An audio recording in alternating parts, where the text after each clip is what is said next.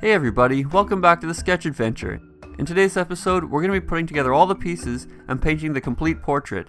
This is by far the hardest thing to paint, so I'm going to break down my process into a handful of steps as well as talk about a good exercise to do.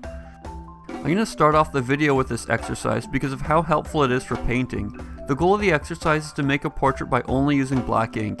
This will force me to think in simple terms of lights and darks. Being able to think this way is very important for painting not only portraits, but any subject. But because there's no changing the marks you make with ink, I sketch out each portrait in pencil first, making sure to include the big shadow shapes as well. This exercise is a tough one because it forces you to be very accurate with your light and dark shapes, as well as to really pay attention to how the light creates the shadow shapes across the form. Also, if your proportions are off by even a little, it's much more apparent when you only have two values. When I'm painting, I always look for the simple light and dark design first, and I don't continue beyond that point until I think I've got it. Painting is a shape-oriented medium, so if you're really comfortable and skilled with a linear approach, it still might take a bit of time to train your brain to see in shapes. Always keep in mind that the simplest yet most characteristic shape will be the one that works the best. Being able to visualize the head, and anything for that matter, as simple forms will really help you understand how light interacts with form.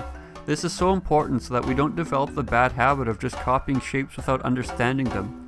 Each angle change in a shape represents a change in the form that it describes. Even by using a flashlight on your phone, pointing it at your hand, and then moving it around will reveal how the shadow shapes change when the light changes.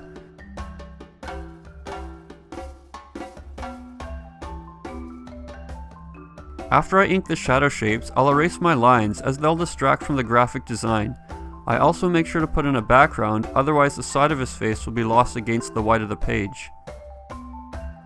I'm using a Pentel pocket brush and a Tombow Food Nisuke soft tip brush. I carry these two pens in a little sketchbook on me everywhere I go. I'll put the link to those two pens in the description if you're interested. Female portraits are always harder to pull off. Because you're using fewer dark shapes in the face, you'll need to be even more accurate, otherwise the mistakes will be glaringly obvious. Hair is also a fun thing to try to simplify into two values. Generally the lights will be reserved for the highlights of the hair, so when you're looking for the highlights, try to see the largest, most characteristic shape and then group that together. I think I could have done a better job with that myself.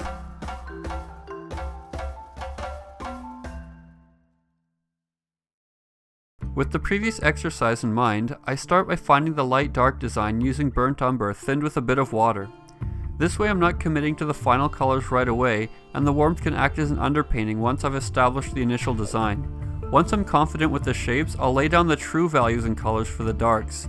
The way I get my darks to be very low in value is to mix ivory black with a bit of cadmium red, and further warm it with a touch of cadmium orange if needed.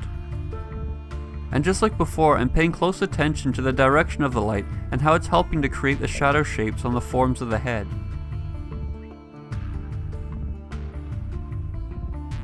Even though all of the beard is considered to be in the dark group because of its local value, I only filled in what was in shadow because I needed to mix up a slightly lighter and warmer color for the area being hit by the light.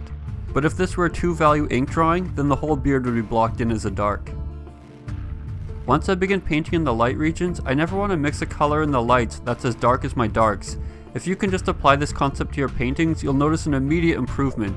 Just remember, the darkest light should be lighter than the lightest dark. This will ensure that the dark light design will always remain readable, no matter how much subtlety is layered on top. In this painting, I thought I'd paint the colors in the light region in a patchy sort of way, and then slowly knit them all together. It's a good idea to fill in all the tone of the paper in the portrait area before fine-tuning your colors, because we judge colors and values in relation to what's next to them.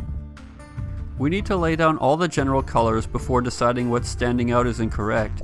This is almost always the case unless there are really big and obvious mistakes. One of the last changes that I'm going to make is to slightly darken and warm up the yellowish light patches on our left. There's too big of a value jump, which creates the appearance of a patch rather than a gradual transition of color and value. It's always tricky using lighter colors with gouache, because you never know how much they're going to darken once they dry. Sometimes it's not enough, and other times it's too much. Even though we've changed mediums again, the focus at the beginning stage is still to establish that light and dark design. Once I've done that, I can start mixing the shadow colors. With this painting, I'm going to try to keep the shadows a little bit lighter and hopefully have a bit more color saturation in them. I found that the shadows did end up being a bit too desaturated, so I'll just have to try again.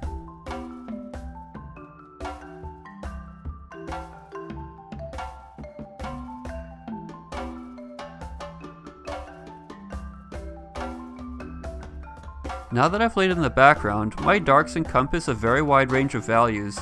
The value difference between the shadows currently on her face and the background is really large. Because of this, the painting's going to lack a clear light-dark design unless I darken the face shadows or keep the values in the lights very limited and subdued. And since I failed to do that, I find that this painting doesn't have the same graphic interest as the gouache one did. I haven't mentioned this in my previous videos, but I'm actually using water mixable oils, which are really nice for sketching while not having to be concerned with solvents. Just having a jar of water to clean the brush off and a bar of soap at the end of the session is all that's really needed. Also, if you can't afford to buy endless canvases but want the mileage, just buy some polymer medium and brush it over sketchbook pages, or what I'm using are small 6x8 pieces of mat board. Those are thick enough not to warp much, and once the polymer medium dries in about 12 hours, you get a great surface which you can paint on with oils. At some point I'll probably do a video just on my oil painting supplies, because I think a lot of people are at a loss as to where to get started with it. I know I was. Creating paintings in gouache as well as oils is a really helpful way to train. Gouache will force you to think about your shapes very carefully, whereas oils will allow you to adjust and blend those shapes if needed. Before I used gouache, I would ruin many shapes in oils by doing too much unnecessary blending, but by getting comfortable with using gouache, the medium that creates nothing but hard shapes, I can be a better judge when using oils as to which shapes I can blend and which I can keep sharp. I wanted to mention that I'm compiling a list of the materials I use, and I'll be providing links to them in the descriptions of my videos. If you've got any questions about my materials, process, or just general feedback, please let me know. I'm always thinking about how I can become a better teacher to pass on the information that I've been given. And as always, please like and subscribe if you haven't already. Well, I hope you guys learned something, and I'll see you all on the next sketch adventure.